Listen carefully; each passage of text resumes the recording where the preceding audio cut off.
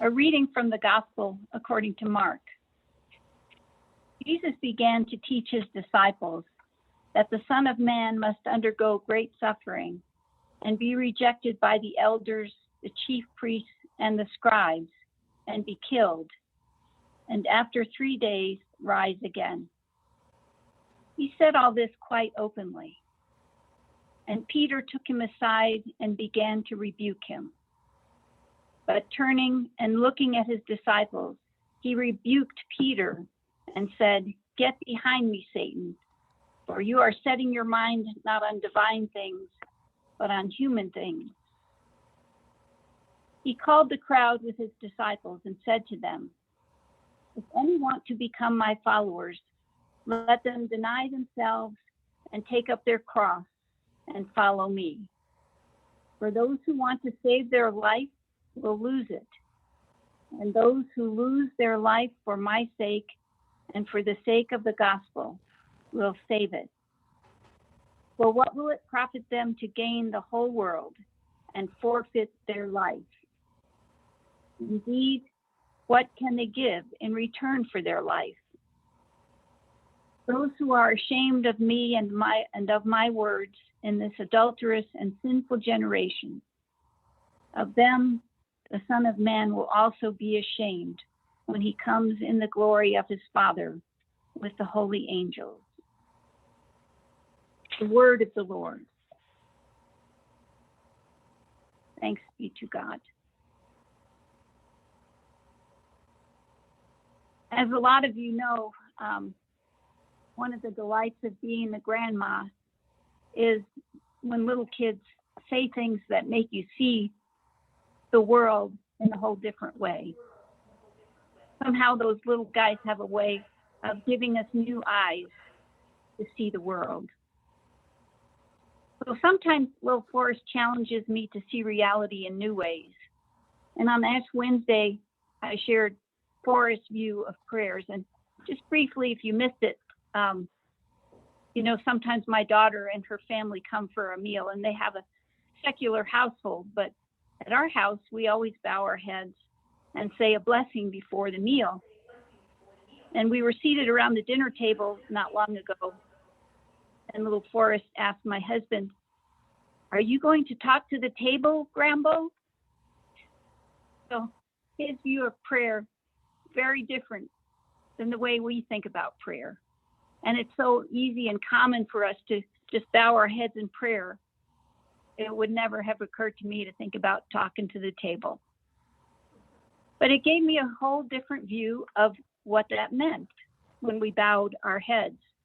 We can reflect on what it means to bow our heads, or why we do it, and how it appears to fresh eyes, and what is the value. A common event done with little thought. We just do it all the time. In fact, it's a habit. But I am looking at it again from a new point of view. And I think in our gospel reading today, and almost every time that we get together and discuss the words of Jesus, he is calling us to look at the world with new eyes, to see something from a new point of view, to see something again as if for the first time, to see things with the eyes of a child, with fresh eyes. Today, Peter is called to look again at who Jesus is, what it means to be the Messiah, to see the way of the cross with new eyes. Now, if you back up just a few verses from this gospel reading we had today, we have Jesus, or Peter's confession to Jesus, when Jesus says, "Who do you say that I am?" And Peter says to Jesus, "You are the Messiah." And then just a few verses later, we see Peter getting into big trouble. This very jarring statement of Jesus, "Get behind me, Satan." It always kind of shakes me when I read that. But what's really evident is Peter's confusion around who the Messiah is. He thought of the Messiah as a military leader, as somebody who would lead the rebellion against the Roman army. He thought of Jesus as the king, the liberator, the one who would restore David's kingdom. And Jesus' response to that is this strong rebuke. And it calls us back to what we heard last week. What Peter says is like the temptation in the wilderness. Last week we read about Jesus being tempted in the wilderness.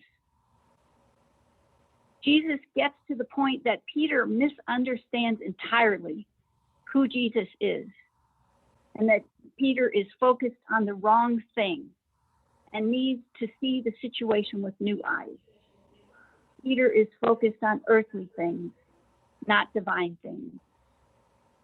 And his lack of understanding in some way is like Satan trying to tempt Jesus in the wilderness. But Jesus once again vanquishes Satan. Just like at the beginning of his ministry, Satan is vanquished and Jesus gets to work. Jesus is determined to go the way of the cross. Peter's lack of vision, his focus on Jesus as the military Messiah, blocks his view of the divine. The ultimate promise of the way of the cross, Peter cannot see it because he sees something different. Peter is focused on an earthly Messiah, and that was all he could see. He was blinded of any other option and doesn't see the truth and doesn't want Jesus to go the way of the cross. He can't see the promise of it. He can't make sense of what Jesus is saying. He has his own idea of how things should be. He is so focused on earthly things that he cannot see the divine things. He's very busy seeing what he thinks is true. And since he's focused on that, he can't see what really is true. His worldview doesn't have room for divine things. So today, Jesus calls him to let go of that worldview so that he can see the truth, to let go and open his eyes.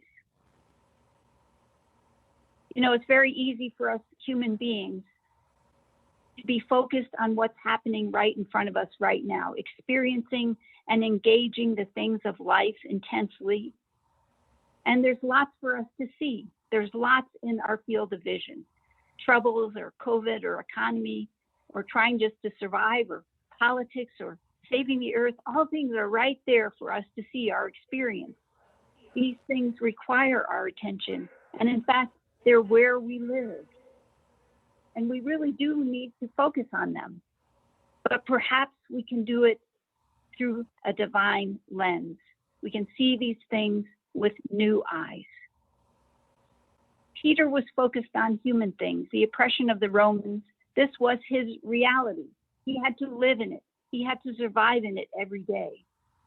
And Peter had that human point of view, thinking about saving his own life, which is a very human thing to do and something that we really need to do, a necessary part of living. A human view.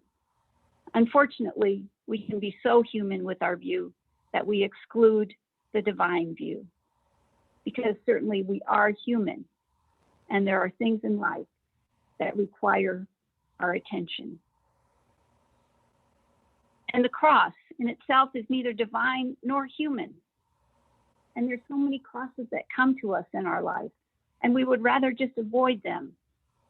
It's not a bad thing to want that, but we need to look further. We don't want to enable those crosses, and reality doesn't allow us to avoid those crosses. Our crosses are not Zoom experience. They're real life experiences.